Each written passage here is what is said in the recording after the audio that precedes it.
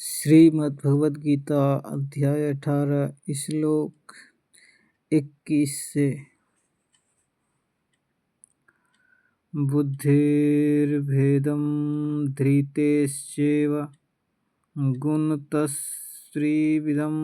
शृणु प्रोच्यमानमशेषेण पृथक्त्वेन धनंजय।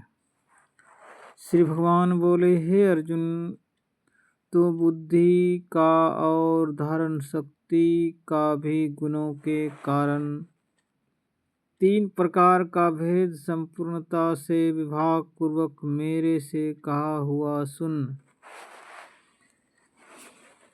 प्रवृत्ति च निवृत्ति च कार्य कार्ये भयावहे बंध मोक्षम च य वेत्ति बुद्धि सा पार्थ सात्विकी। श्री भगवान ने कहा, हे पार्थ, प्रवृत्ति मार्ग और निवृत्ति मार्ग को तथा कर्तव्य और अकर्तव्य को एवं भय और अभय को तथा बंधन और मोक्ष को जो बुद्धि तत्व से जानती है वह बुद्धि तो सात्विकी है। यया धर्मं धर्म च कार्यमेव च यथावस्त्रजानति बुद्धि सा पार्थ राजसी। श्री भगवान ने कहा, हे पार्थ, जिस बुद्धि के द्वारा मनुष्य धर्म और अधर्म को तथा कर्तव्य और अकर्तव्य को भी यथार्थ नहीं जानती है वह बुद्धि राजसी है। अधर्म धर्मिति यह मन्यते तमसा वृता सर्वार्थानवन्पिरीतांश्च बुद्धि सा पार्थ तामसी। श्री भगवान ने कहा, हे अर्जुन, जो तमोगुण से आवृत हुई बुद्धि अधर्म को धर्म ऐसा मानती है तथा और वे संपूर्ण अर्थों को विपरीत ही मानती है वह बुद्धि तामसी है। धृत्या यया धार्यते मनः प्राणेन्द्रियक्रिया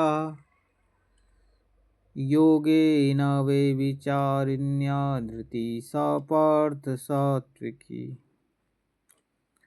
हे पार्थ, ध्यान योग के द्वारा जिस अव्यभिचारिणी धारणा से मनुष्य मन और प्राण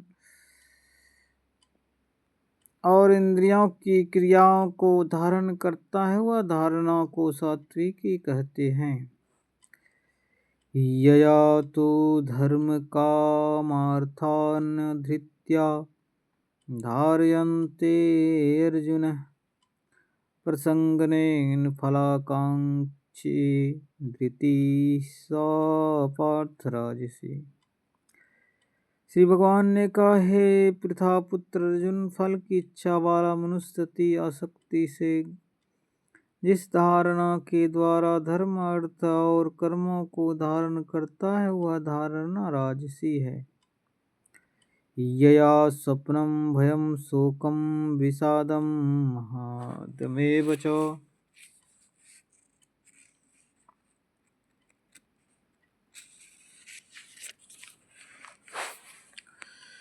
न विभुञ्चति दुर्मेधा धृति सा पार्थ तामसी।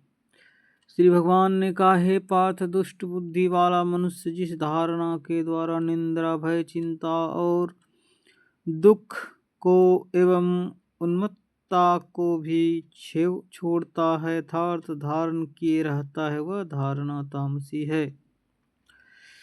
सुखम त्विदानि त्रिविधं शृणु मे भरतश्रव अभ्यासाद्रमते यत्र दुखांत च नैगच्छति। श्री भगवान ने कहा, हे अर्जुन, अब सुख भी तू तीन प्रकार के मेरे से सुन। हे भरतश्रेष्ठ, जिन सुखों में साधक पुरुष भजन ध्यान और सेवा आदि के अभ्यास में रमन करता है और दुख के अंत को प्राप्त होता है। ये तदग्रे विस्मिवः परिणामे मृतोपम तत्सुखम सात्विकम प्रोक्तमात्मबुद्धि प्रसादजम।